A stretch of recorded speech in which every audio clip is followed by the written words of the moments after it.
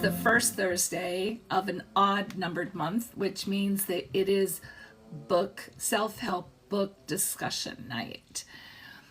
And tonight I'm going to talk about and answer questions about the 4 agreements. Now, this is an old book. I think the copyright's in the late 90s. I want to say 97 maybe.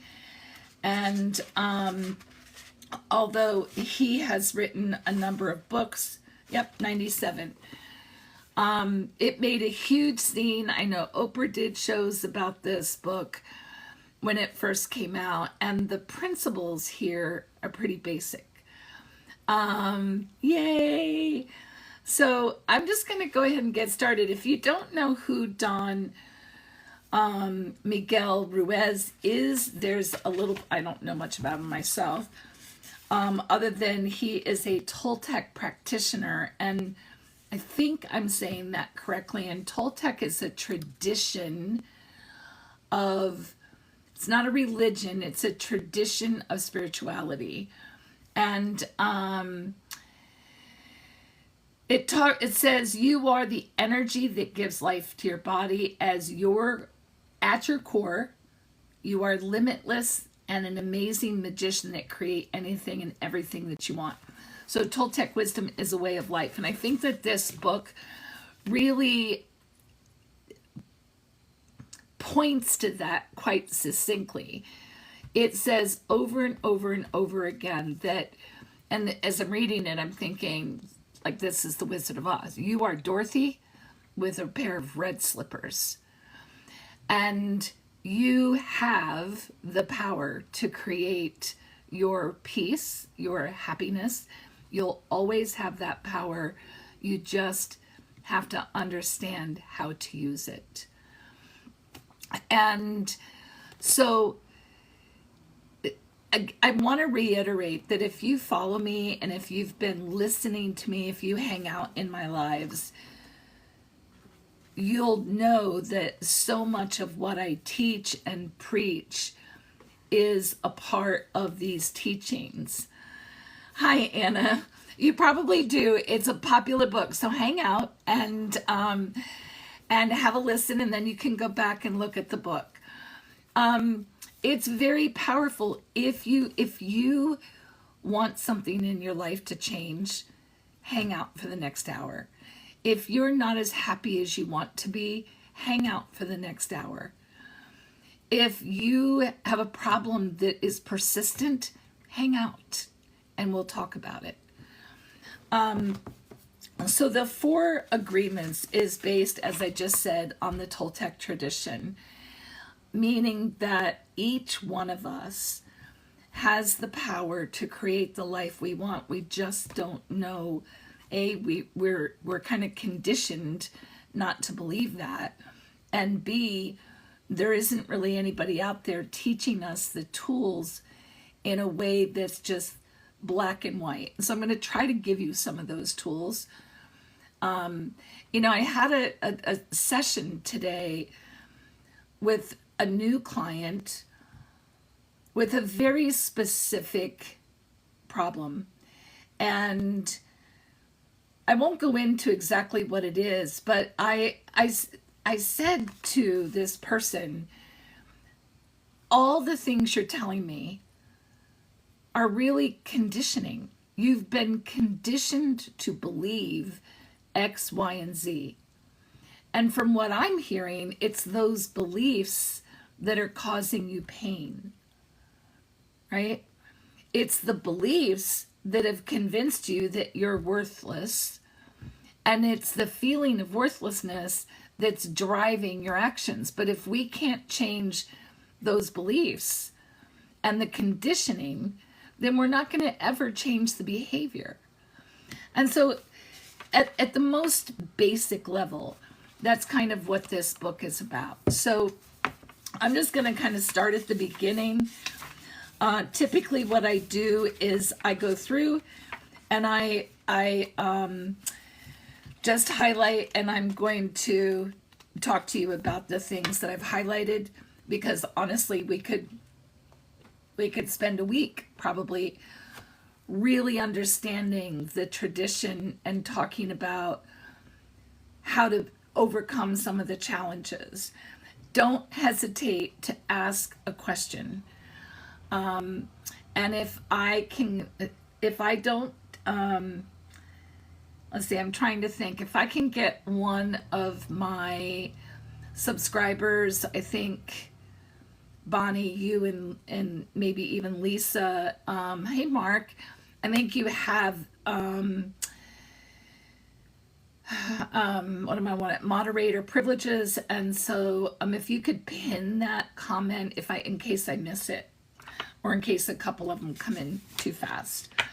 I have to switch glasses because I can't read in those glasses. Now there's more of a glare on this one. Okay, so again, the Four Agreements by Mark Ruiz. All right, thanks, Mark. No worries, no worries. Thank you, Lisa.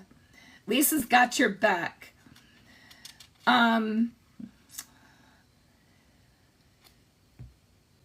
What's really interesting, he says in the very first section in the introduction that our dreams, that we manifest about our lives and about our existence, are images of light. And I think that's what they're really talking about. That is, the light is love, right? And when someone, and by the way, they're also using the light as a reference to God, and not God in a religious doctrine sense, but God as the energy of love, the existence of love. And I don't want to get too heavy too fast, so I'll come back to that. All right, so in chapter 1, he talks about domestication. And I think this is such a classic word to use, right? We all know what it means to domesticate a cat or to domesticate a dog. It means to train them, right? To take them out of the wild and train them to be domesticated, to not pee indoors, to drink out of a bowl instead of the toilet. We domesticate our animals. And he talks about how we as people are domesticated. And I think that's the perfect response, or the perfect description. Domestication is how it's us learning rules. It's learning the rules of society, right? It says that all the time we are dreaming about our lives, about who we want to be, about the world. And he's talking about the dream of the planet and collective consciousness. And ultimately, what I think he's talking about, and we're really just talking about on page 2, we're talking about constructed reality. And I think it's really important to understand the very first thing that all of us do is attempt to make sense out of what we see. Hi, Joseph. I'm happy if you will wait some time to answer that question. At the moment, tonight I'm doing a book discussion. So if I don't get to your question, I'm happy to answer it. Come on back Monday night when I have a regular live. When we talk about the construction of reality, what we're talking about is how everything that we understand is really man-made. It's determined by somebody who said, this is what it is, right? And one might argue that God decided that it's in text, and yet even that is man-made. It's someone's interpretation of what they heard, witnessed, you name it. It's an interpretation. And then, we've all played the game of gossip and how it changes through time. And if it didn't change through time, and I'm not going to argue about religion, but if it didn't change through time, then every single doctrine would be identical, and they're not. So we're still talking about interpretation. And then he goes on to talk about attention. And I've talked about this a lot. Again, if you listen to me, you will have heard me say something about our reality is what we put our attention on. And one of the examples that I always use is if I live next door to a dump and I look out my window and all I see is trash and birds and excavators and I smell bad smells, my reality is it's crappy to live next to a dump. But if I plant a flower box and I fill it with beautiful flowers that smell good, and every time I look out the window, now I see the beauty of those flowers, I have constructed a new reality, not by moving, not by shutting down the dump, but by shifting my attention to something different. And I can't underscore this enough. Our reality, our perception of what is real, is hyper dependent on what we focus on. Okay? I hope you'll really hear that. And then ask yourself, where do I put my focus? How many of us ruminate on our traumas or our pain or our fears? If you have anxiety, there's a good chance that you ruminate on fears. If you have trauma, there's a really good chance you ruminate on pain. And when you ruminate, where's your attention? On the pain or on the fear. And so it's really important to pay attention to where your attention is.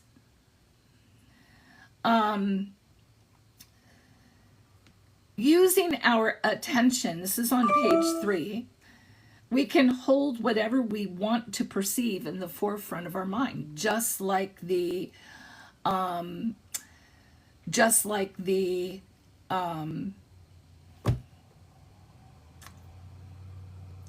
flower box. Sorry, I had a text come in and it distracted me. And by using our attention, you can learn a whole new reality, a whole new dream. And I want you to hear that again. By shifting your attention, you can build an entire new reality. There are hundreds of examples of this in the self-help literature. There are dozens of examples in my practice of clients who have learned to see their spouses in a different light. They've learned to think of their job in a different way. They've learned to reconstruct the way they think about their bodies. And the peace that's derived by shifting where your attention is directed is pretty powerful. Then he starts talking about agreements. And this is really interesting because, again, it's something else that we do underneath our level of awareness a lot of times. You don't even know that you've done it, right? But we'll use something really simple. Let's say that you're the baby of the family and you've heard for maybe most of your life that the baby of the family got everything she wanted.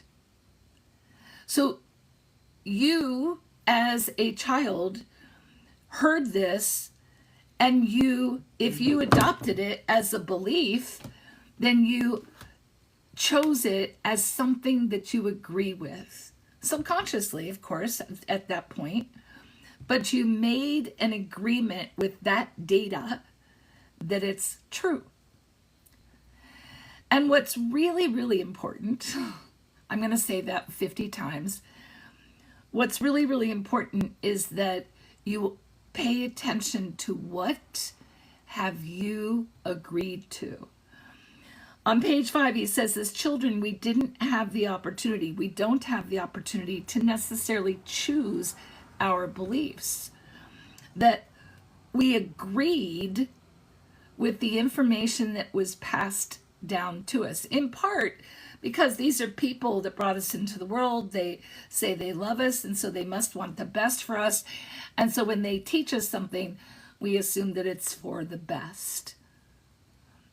Now, somebody else I was talking to earlier today, my question was, what is the first memory you have of being afraid of your parent? And this client turned to me and said, I was 5. And then went on to explain this situation. And so what he remembered was getting in trouble. Didn't remember what he got in trouble for.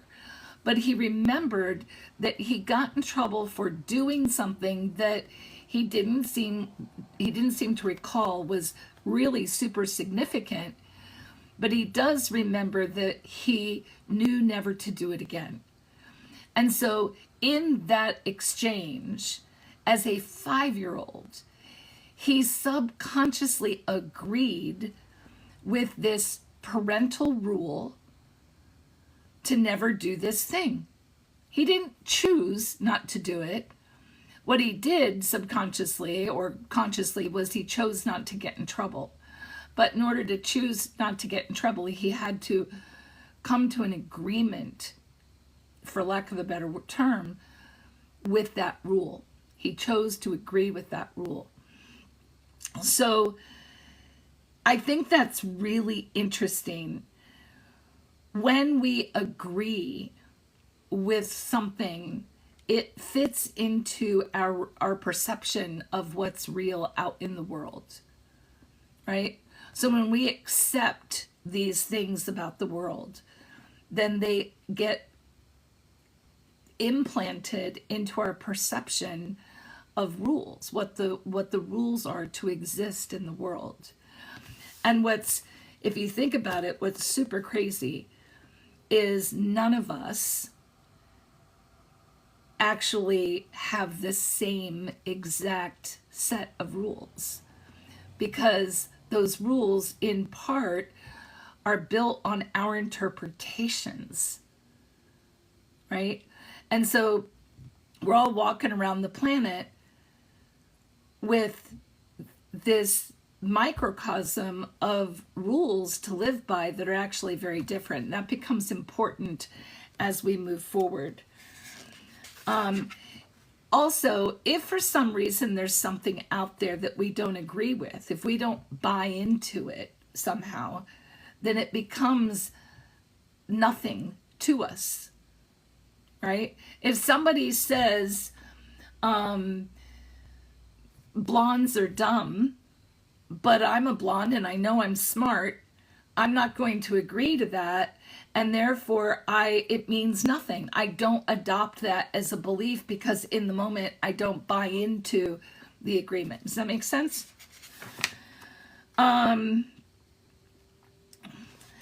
So he's really kind of talking about all these agreements as a domestication of humans. And as being, when we're domesticated, when we agree to all of these rules, just like our pets at home, that becomes the standard that we choose to live by. When we go, as children, when we go against the rules, we're punished. And when we go along with the rules, we get a reward. Soon, we become afraid of being punished and also afraid of not receiving the reward. And herein, these agreements are reinforced and substantiated in our belief system. And I think that's probably pretty self-explanatory.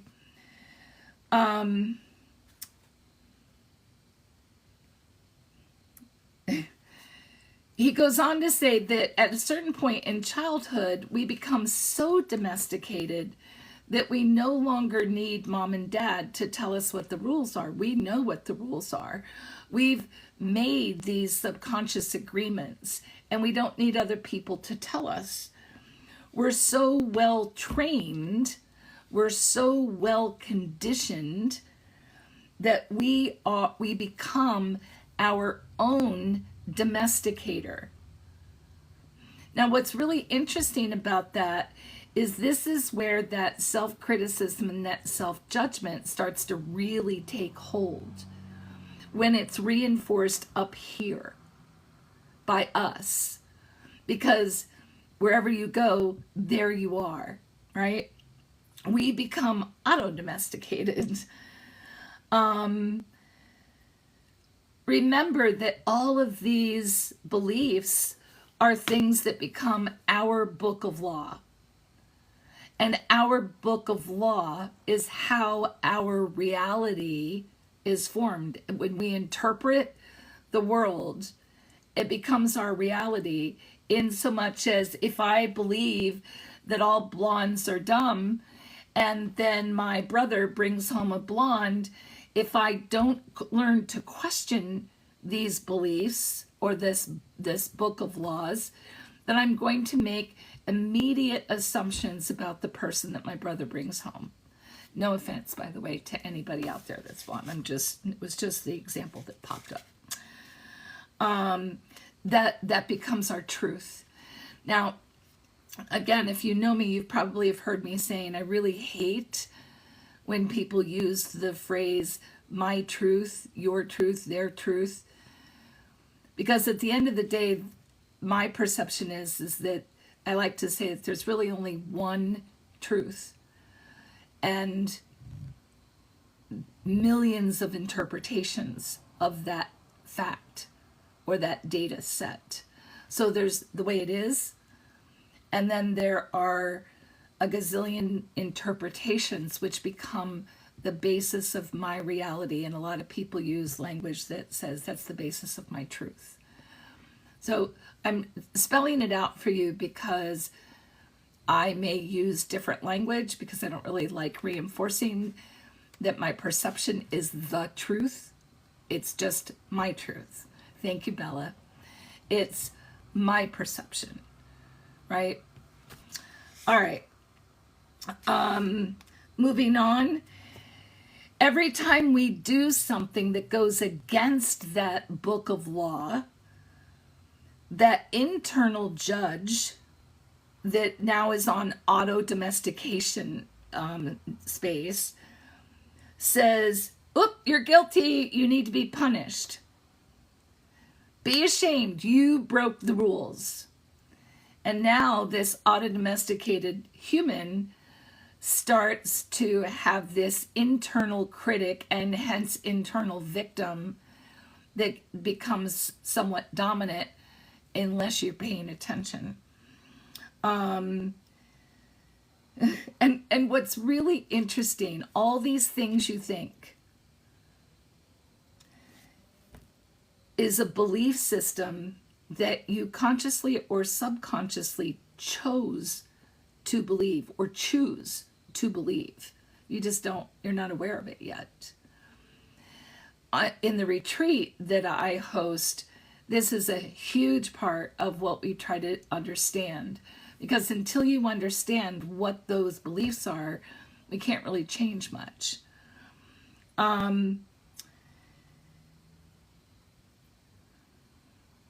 What's interesting is he says on page 11, he says, breaking the rules in the book of law opens up your emotional wounds and creates emotional poison. Because everything that is in the book of law, and again, these are the agreements that you've made, everything in the book of law in your mind has to be true. That's why you created it. These are truths that I live by, and that anything that challenges what you believe creates a sensation of feeling unsafe. And we don't like to feel unsafe. And so we go back to the book of law, even though it might not be true, but because it feels safe, right? And I think that's important. I mean, there's a lot of that happening in our society right now. People hold on to their beliefs because that's what they know, and when they know it, that's what they think they know, and when they know it, they feel safe. And shifting away from what you've always thought to be true is a very scary thing.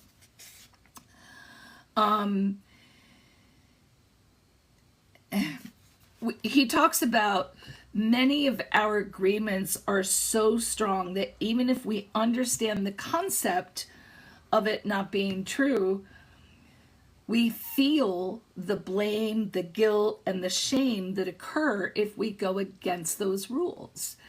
And a really good analogy for this, I think, is people living together before marriage or having sex before marriage, right?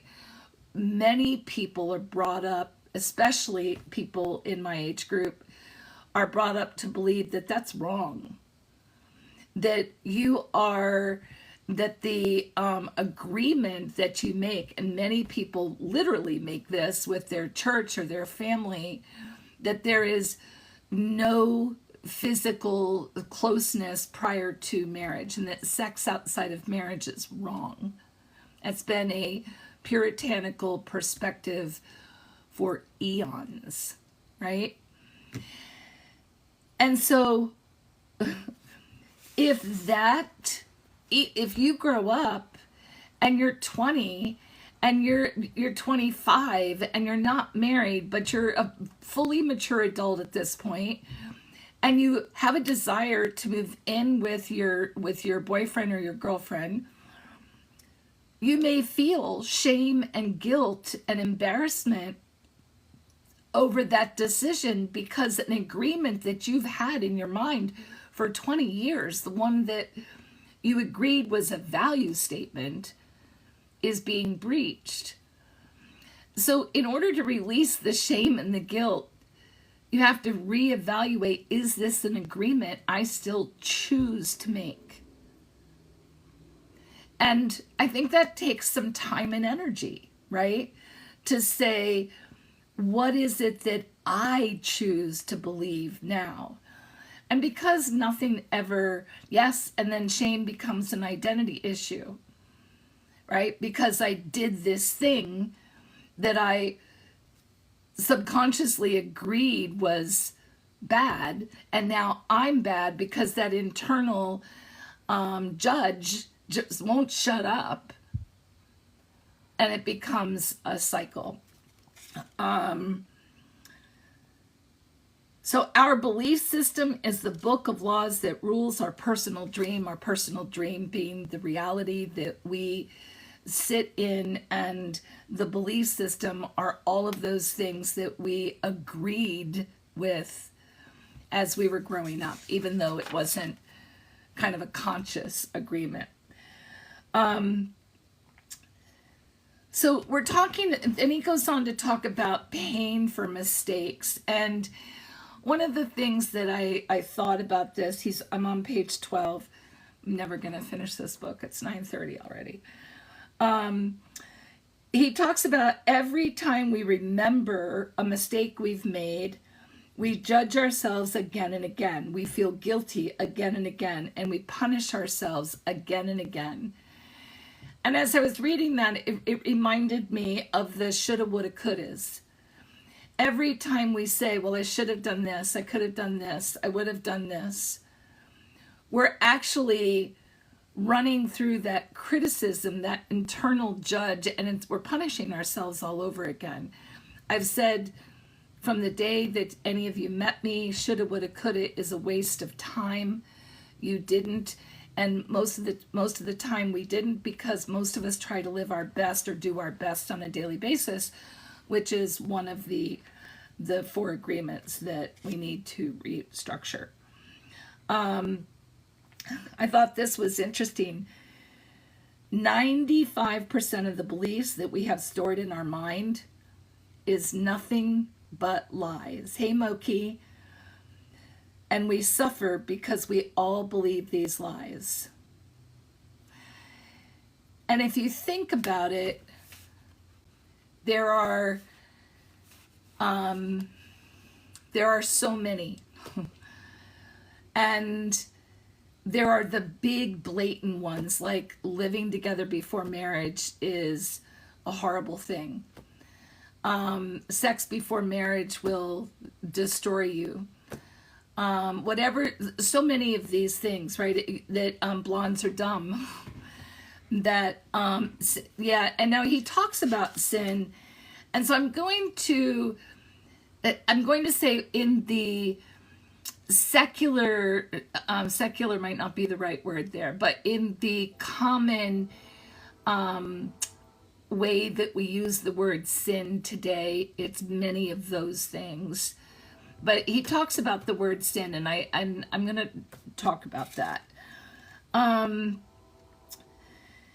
And then he goes on to talk about how hard it is to live by all these rules.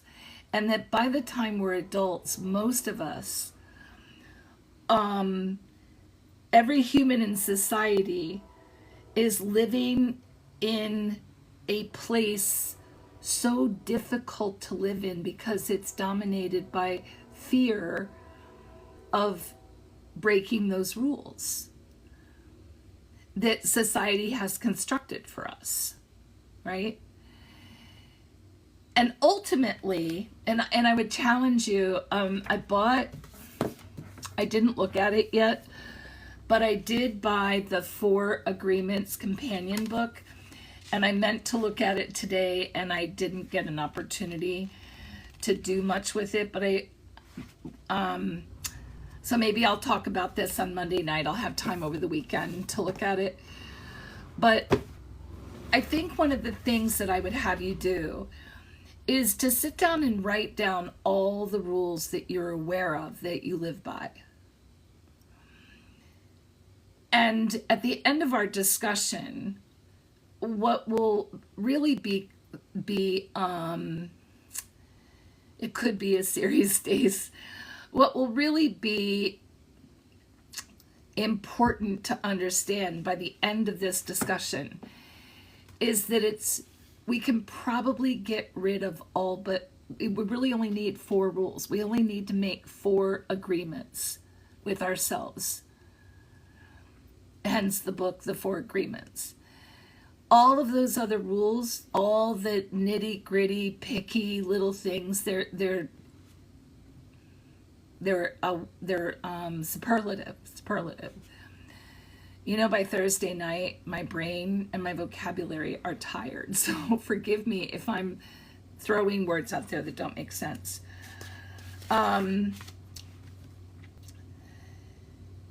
He talks about on page 15 that we go through life just wanting to find the truth. And then he says there is no truth to find. That's wasted energy. Wherever we turn our heads, all we see is truth. And so I want you to think about that. Wherever you are, the truth is sitting there. It is what it is. Whatever it is, it's there. And it's exactly what it is. Our agreements and our beliefs skew the view of that truth. Right? And I want you to think about that for a minute. Our agreements, the mental contracts that we've made, and the beliefs of those agreements skew our perception of what's out there. The truth is always just there.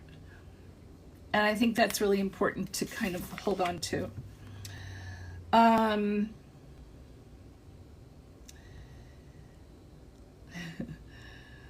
Then he goes on to talk about something called the mitote. I think that's mitote. Mitote. The mitote is an illusion. And the mitote is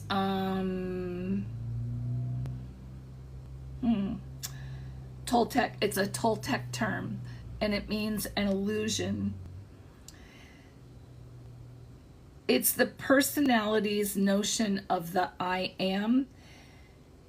Everything you believe about yourself and the world, all the concepts, all the programming, everything that you have in your mind is an illusion. And I think it's so interesting. The illusion is created based on your assumptions.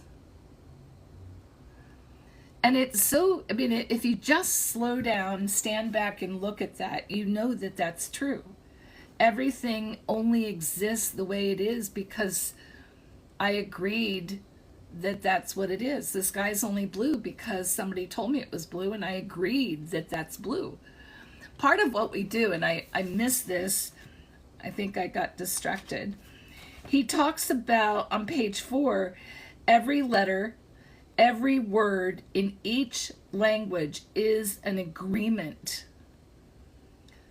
We call this a page in the book. The word page is an agreement that we understand, right? The sky is blue. When I say the sky is blue, that's an agreement I made. Somebody told me the sky is blue. I agreed. Okay, the sky is blue. So when you really pull back and understand this concept, I think it's a little bit mind-blowing, isn't it? It's powerful, and it gives you an incredible basis from which to start changing your life. Because what you have to do is you have to pay attention. We're going to start talking about this. You have to pay attention to your agreements, to the words, and how you create your illusion. The other thing that he talks about is during the process of domestication, we form an image of perfection in order to try to be good enough. Raise your hand if you did that, right? Raise your hand. We create an image of how we should be in order to be accepted by everyone. And I think it's important to understand that this is a human condition, right? You're not the only person that does this. And there are varying degrees, of course, of,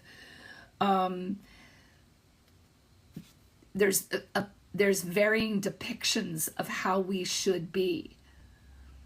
But that's what we all do. When we're not perfect, we reject ourselves. How many people can relate to that? When we don't fit in to our own image of perfection, we reject ourselves. When we don't adhere to what we believe we should be, we reject ourselves.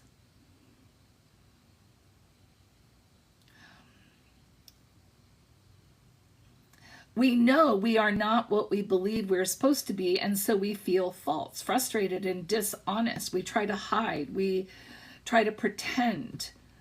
We judge others according to our image of perfection, and naturally then others fall short of our expectations. Now I talk about when we say, who does that? That's us judging that person who didn't fall into or adhere to our image of perfection or whatever it was we think they should be. And yes, Stace, there's a lot about that in this book. The way we judge ourselves is worse than any other judgment that we receive. Okay. Some of you, this is going to hurt also. Page 20. Self-abuse comes from self-rejection. So if you're rejecting yourself, that's abuse. Self-rejection comes from having an image of what it means to be perfect and never measuring up to that ideal. That's pretty powerful, isn't it? Okay, there are thousands of agreements that you've made with yourself, with other people, with your dream of life, with society. But the most important agreements are the one you made with yourself. In these agreements, you tell yourself who you are, what you feel, what you believe, and how to behave. You believe that that's who you are and what you are. And so you have to find the courage to break those agreements and claim your power. And that's what these 4 agreements are all about. The agreements that come from fear require a lot of energy. But the agreements that come from love help us to conserve energy and even gain extra energy. And so with that, let's talk about the 4 agreements. So the first agreement is to be impeccable with your word. And I'm going to spend a ton of time. Well, I'm going to spend at least 15 minutes on this. And I might have to carry this conversation over to Monday night. Be impeccable with your word. So many times people can tell me what the 4 agreements are, and this always comes up. But they don't understand what be impeccable with your word means. They think it's, oh, tell the truth, right? The first agreement, be impeccable with your word. What's important to understand is that you have the power with your words to create. That's the power of words, is to create.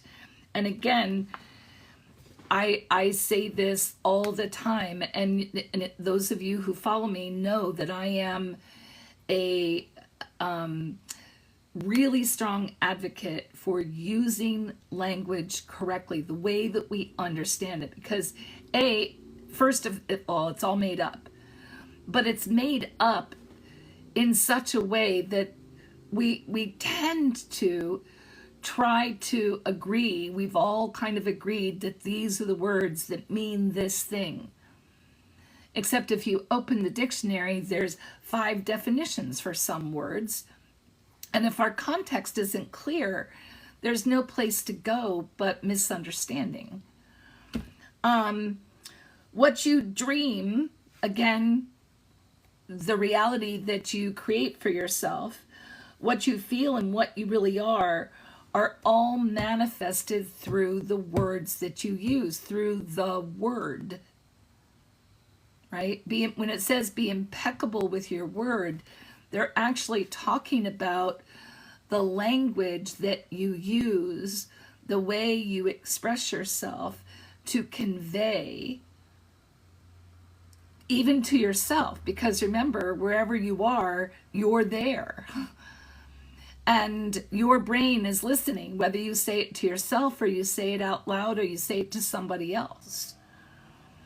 The word is not just a sound or written symbol, it is a force. It is the power you have to express and communicate, to think, and thereby to create life in your events. But it's like a sword with 2 edges. Your word can create the most beautiful reality, or it can destroy everything around you. And I think we all have experience with that, right? Our words are that powerful. The energy of the sounds we make, it's just something like, That's a word. That's a word. An eye roll is a word for the concept or for the purposes of this book. So one side of the sword is the misuse of words. The other side is the impeccability of the word. Your word is magic. When it's impeccable, it's magic. And when you're misusing it, it's black magic, which I think is a great analogy. Hold on, I want to make sure I don't skip this part.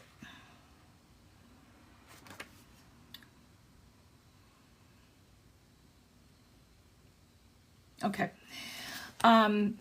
The human mind is like a fertile ground, and the seeds are our opinions, our ideas, and concepts. Those are seeds. And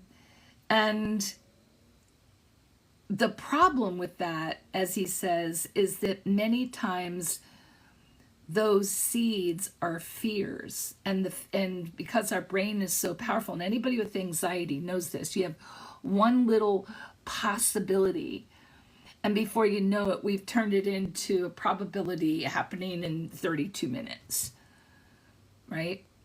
And so learning how to pay attention to what is it that's happening up here. And 99% of the time in this discussion, what I'm talking about is what happens just up here.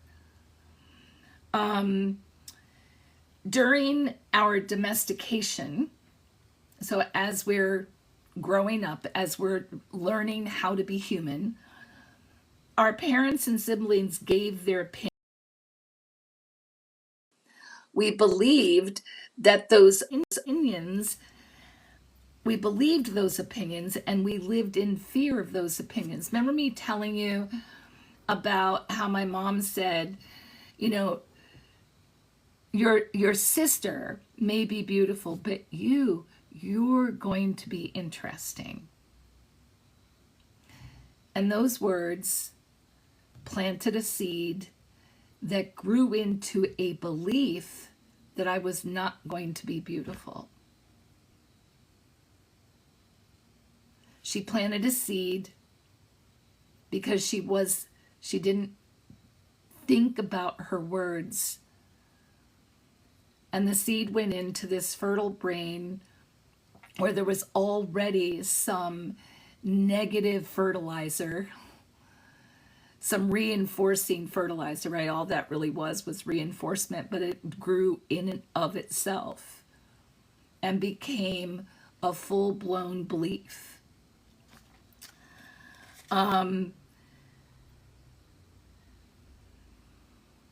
Yeah, okay. Now, in terms of impeccability, so it says be impeccable with your words. Impeccability means without sin.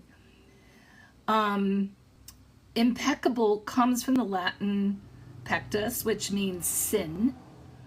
The im means without, so impeccable means without sin. A sin, and this is why I distinguished it, Mark, from just a flat term. A sin, according to Toltec wisdom, is anything that you do which goes against yourself. Now, it's really interesting here, as we could probably get into a pretty interesting debate about the 10 Commandments and how violating them go against you, and therefore they're sins, and that's the biblical standpoint. This is Toltec ancient wisdom before, I'm pretty sure Toltec existed before Christ did even. So, you know, it's so interesting because many of these things are rooted in almost identical philosophies. A sin is anything that you do which goes against yourself. That's on page 31. When you are impeccable, You take responsibility for your actions, but you do not judge or blame yourself. How many times have you heard me say you have to do this without judgment? Personal growth can only happen if you stop judging. And that's really, really important. Sin begins with rejection of yourself. And so for all of the people out there that do have a strong religious faith, and you talk about sin, but you're unkind to yourself,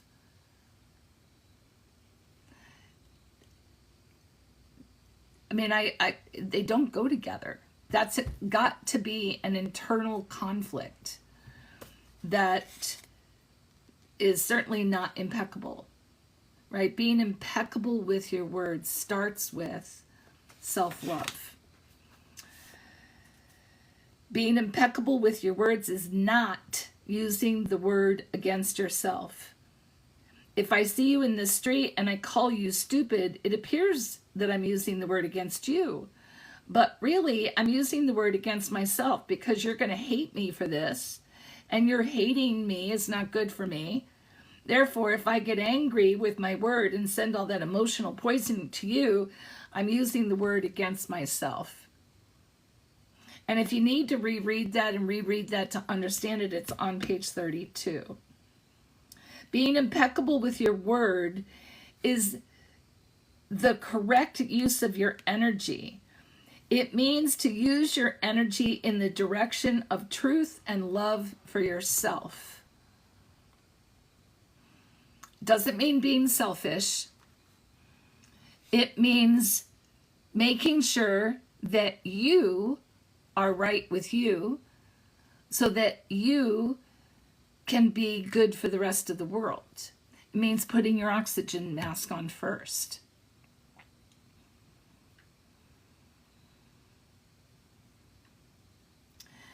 We have learned to live a lie as a habit of our communication. And I think that that's so blatantly obvious.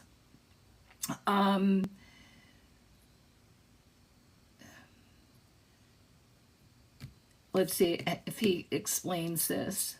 We use the word to curse, to blame, to find guilt, or to destroy, which isn't good communication, right? Mostly we use the word to spread our personal poison, to express anger, jealousy, envy, and hate. The word is pure magic, and yet we continue to use it against ourselves. Earlier this morning, I'd had a conversation without going into a ton of detail because it's kind of a long story that I don't want to take up time. I could feel resentment building in my psyche, and I was having some pretty ugly thoughts. And when I say ugly, it was just contrary to the woman that I want to be. But I am human, and I was making space, and I was trying really hard to be compassionate, but not stay in that really judgmental, bitter space. And then I was highlighting this book today, and I'm like, oh, I was almost mad that I couldn't stay in that headspace and read this book, because they don't go together, right? And there still is a part of me that wanted to be in that headspace because I felt I was hurt. And when you feel hurt, this emotional poison that you throw out there, right? That's a reflection of you. That's not being impeccable with your word. And I think that's why being impeccable with your word isn't just about telling the truth. It's about telling the truth to yourself about who you are and then who you want to be. And to Lisa's point, or I'm sorry, whoever said it earlier, that's looking in a mirror, right? Maybe it was you, Moki. I don't remember who said it, but that's the looking in the mirror. And it's hard to look in the mirror and see things in yourself that you don't really like, that you know aren't maybe the healthiest thoughts. They're certainly maybe not the kindest thoughts. And yet you're human. And so the key there is not to judge. And as we talk about later on in the book, it's learning to love. So self-compassion is self-love. And although it's not quite gone, definitely that lack of judgment and the self-compassion is a really powerful way to pull that out, to neutralize, if you will, that poison. Because I think it's really important. Okay. Misuse of the word is how we pull each other down and keep each other in a state of fear and doubt. Because the word is magic. Because the word is magic, that humans possess and misuse of the word is black magic. We are using black magic all the time without knowing that our word is magic at all, which is really what was happening. Yes, Stace Case, you have to be emotionally intelligent to manifest these agreements. But honestly, I read this book the first time in like 2000. And they never opened it.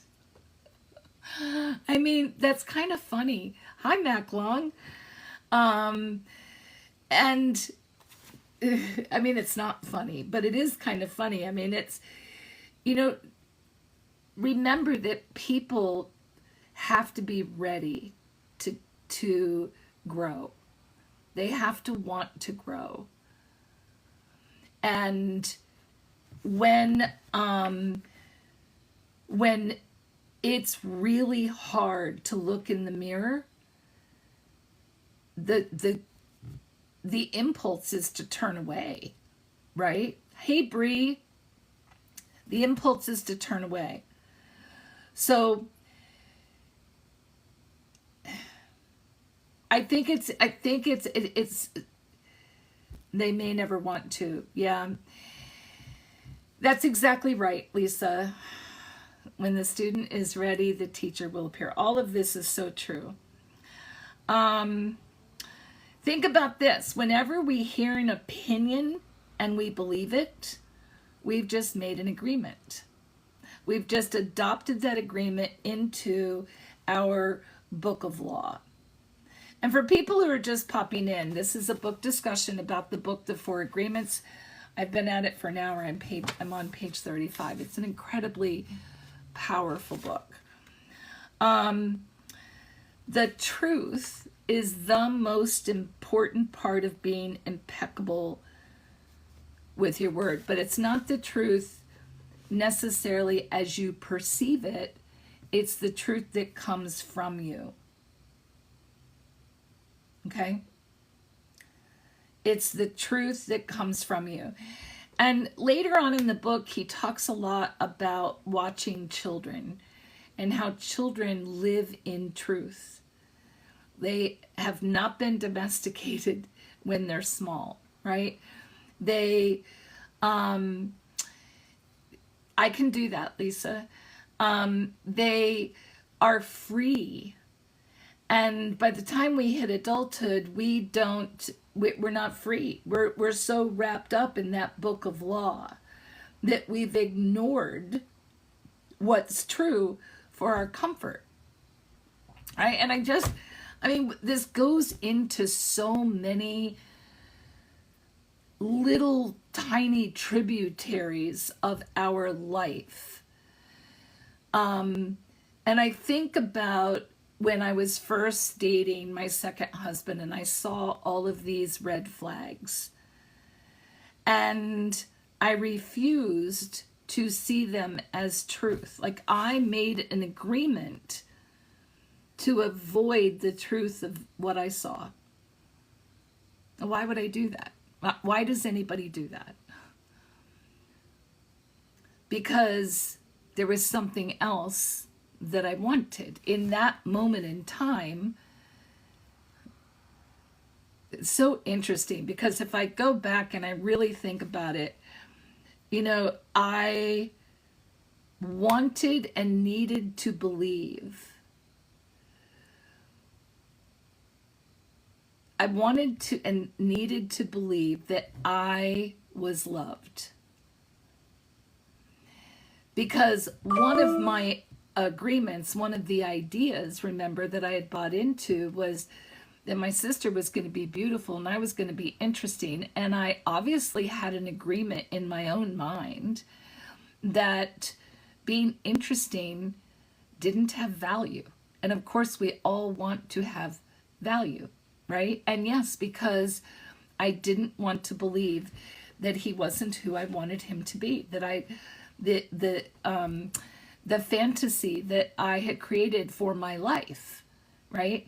Not a Cinderella, I'm not using the word fantasy here as like a Cinderella story, but simply the picture that I had agreed to about what I wanted for my life, if that makes sense. All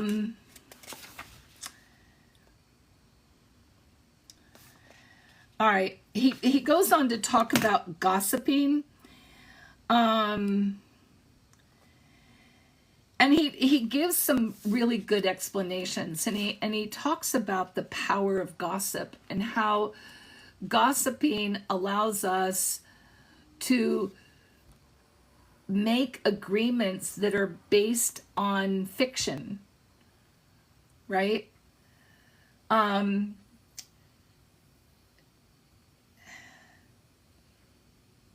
Yeah, I'm not going to get into that because I really want to talk very briefly about yeah.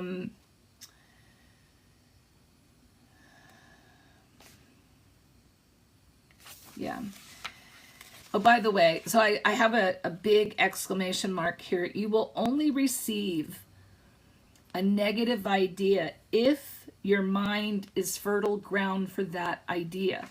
Go back to my blonde statement. If somebody says blondes are stupid, and there is no fertile ground, I've never made an agreement to that idea. I don't have any fears around that idea. There's no fertile ground in my brain.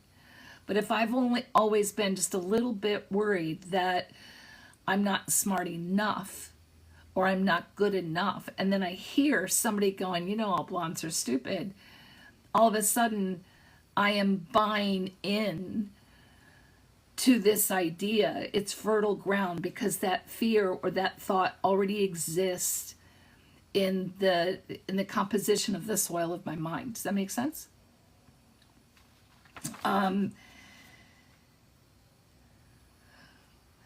How much you love yourself and how you feel about yourself are directly proportionate to the quality and integrity of your word.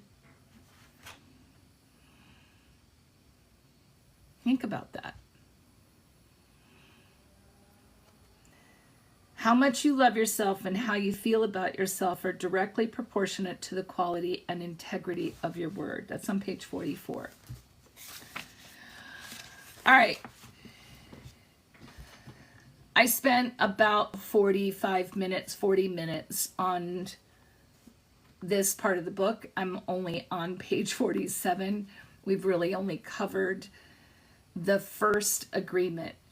The second agreement is not to take anything personally. That really goes into detail about how every experience is a mirror to something in ourselves. And I've talked about this a lot, about taking things personally and how when people engage and behave, they're telling you who they are. They're not telling you who you are. They're using that language. They're projecting that poison, but it's poison from the darkness of their own spirit, right? Don't take anything personally. You only take something personally because you agree. Because you agree with whatever is said. I can't say that enough. And we know it's true. It doesn't bother us if there's nothing fertile up here for that seed to sit in. It's a non-event unless there's an agreement somewhere up here that we've made about that thing. Nothing, absolutely nothing that other people do is about you. It's always going to be about them. What you say, what you do, and the opinions you have always are according to the agreements that you have made. And those opinions have nothing to do with me. Right? You're welcome, Bella. It is not what I am saying that is hurting you.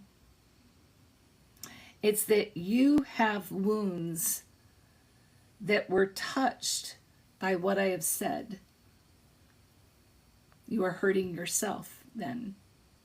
Because those wounds is that dark magic. They're the words, those agreements that you made. Right?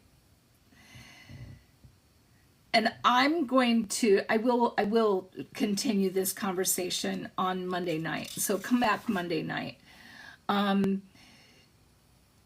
I would love for you, and you're welcome, Mogi. Come back Monday night if you can. And remember, I'll go ahead and get this up. I'll get it up in 2 parts on YouTube. So if you miss Monday night, I'll make sure that there's a part 2 so that you can listen. Try to identify, this is some free coaching, try to identify the agreements that you've made, the beliefs that you've bought into subconsciously and that you're consciously aware of, right? The things that you believe that you've just really you haven't taken the time to really challenge or think about. Where did I learn that? Why do I think that? And I know I say that all the time. Be curious. But if we can go down to just 4 agreements, be impeccable with your word, don't take anything personally, don't make assumptions, and then always do your best. Like, at the end of the day, he's saying that if you can really capture those 4 things, then you create heaven on earth.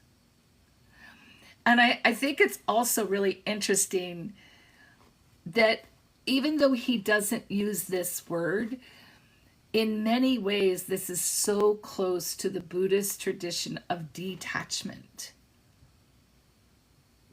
And I think that's interesting, right? So for those of you who have been popping in and you're like, what the heck is this lady talking about? This has been a book discussion of the 4 Agreements, which I think is one of the most powerful self-help books out there. And I really love breaking down some of these concepts and helping you. Thank you, Janine. That's not the first time I've heard that. I like being able to help you break down some of these concepts as it applies to your life, and to our everyday life, because sometimes it can be hard to do that. But first and foremost, you have to understand, what agreements have I made that don't belong to me, or that are old, outdated, irrelevant? What agreements have I made? So work on that this weekend, and then we'll really cover agreements 2, 3, and 4, because 4 really talks about this idea of self-love. And again, it's not really going to be new stuff if you've been listening to me, but I'll break it down a little bit more. And I can easily talk about this for another hour on Monday night. So I hope that you guys steep on this discussion like a tea bag. Because there's so much here. There's so much to grow. So love you guys. Have a great weekend, and I will see you